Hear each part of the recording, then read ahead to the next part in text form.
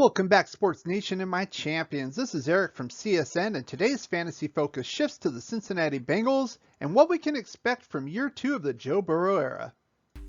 We're going to start on the offensive side. We're going to start with the franchise quarterback Joe Burrow, who was selected first overall in the 2020 draft. In his rookie campaign, he ended up as quarterback 25, despite only essentially playing 10 games. He was hurt in week 11, tore his ACL and MCL. But the good news is that all signs appear that he will be good to go for 2021 season. However, it looks like they're going to be holding him out during the preseason games, so we'll have to keep an eye on that situation as well. So right now he's going as quarterback 11 in live drafts. That's about the 10th round. And honestly, I like this. He showed a lot of promise last year. He was an offensive rookie of the year candidate. And usually quarterbacks take that leap in their second season. So I'm all in, I think, on Joe Burrow probably being a top 10 quarterback next year. Plus, they got some nice shiny new weapons for him. We'll talk about one in particular. But first, let's talk about the running back coming back, and that is Joe Mixon. Now, he only finished as running back 49 last year. He only played 6 games. He had a foot injury that kind of lingered off and on until they eventually put him on the IR. He's currently going at running back 13, kind of late second, early third round. And I kind of like this right here. A couple reasons. One, he's healthy, should be good to go. 2, more importantly, Giovanni Bernard, the backup, is no longer with the team. He moved on to Tampa. And the only guy behind him is Samjay Perine, a guy who used to play in Miami.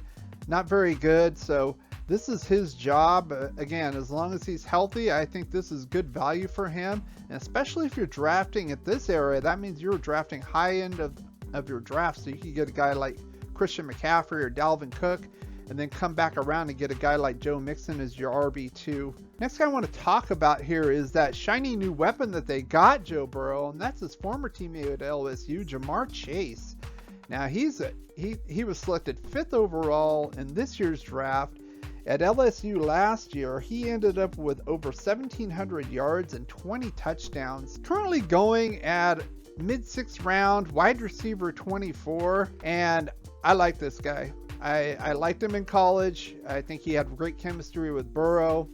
And obviously, I think the Bengals organization does as well, because they could have got offensive tackle like Penei Sewell at 5th overall, and they bypassed him to get Jamar Chase. Not only that, during the 2020 draft, a lot of people were saying that this guy was better than any of those other wide receivers. Justin Jefferson, CeeDee Lamb, Henry Ruggs, Jerry Jeudy. And just by comparison, Justin Jefferson finished as wide receiver 6 last year.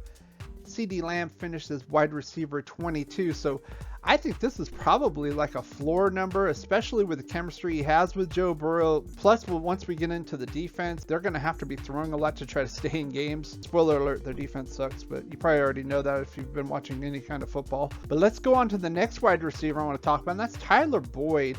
Finished as wide receiver 29 last year. Kind of going late 9th, early 10th round, wide receiver 39. Got some questions here. Good value, but honestly, I would rather go after one of the other wide receiver weapons here. Plus, with Jamar Chase here, I think it's going to cut into specifically Tyler Boyd's numbers as we go into our next wide receiver, and that's T. Higgins. He finished right near Boyd at wide receiver 28, and he's actually going in the mid-7th round. He's going a couple rounds higher as wide receiver 31, and I would prefer to have T. Higgins over Boyd for sure. T. Higgins works more of the middle of the field, so it'd be a good complement to Jamar Chase. And I think this offense, it looks like everything's starting to come together. Plus, they did get some offensive line help with Jackson Carman.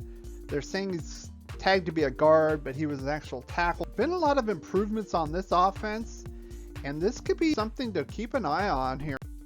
Real quick, we're going to mention the defense. There's not much to say, though. They finished 28th last year. They're being drafted very late, if at all. And frankly, just stay away from them. They finished dead last in sacks last year with only 17. And their, quote, sack leader, Carl Lawson, only had 5.5. But he went to free agency to the Jets, so I don't know what the hell this team's going to do. This actually bodes well for the offensive side of all those weapons that I just talked about, because I think they're going to have to be trying to be in shootouts and just try to catch up to other teams. So stay away from this defense, focus on those offensive weapons. If you did enjoy this video, why not give it a thumbs up, like, share, and subscribe. Put your comments in the section below. I read every single comment and I respond to just about every single comment as well. If you want to catch up to our 31 and 31 video series, click on these links right here. Thanks for watching and supporting this channel, and as always, play like a champion.